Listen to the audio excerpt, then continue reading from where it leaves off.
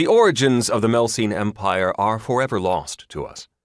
Some legends maintain that the precursors of the Melsenes came in rude canoes out of the vast sea lying east of the Melsene Islands. Others contend that the ancestral Melsene was an offshoot of that curious culture existing in Delasia.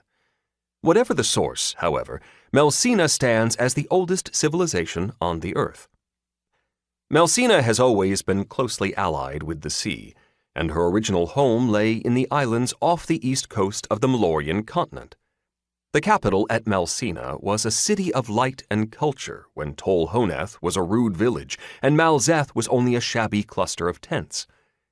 Only Kell stood in contemplation of the heavens to rival the ancestral home of the Melsenes. It was the advent of a catastrophe which caused Melsina to abandon its splendid isolation.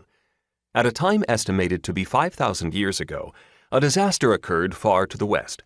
The Angarics and Alorns blame this on a theological dispute between the gods.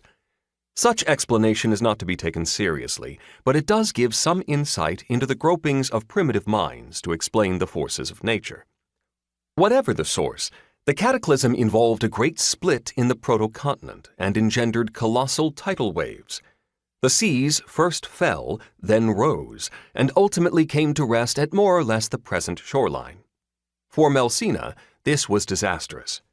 Fully half the land area of ancient Melsina was lost to the sea. Although the loss of property was enormous, the bulk of the people were saved.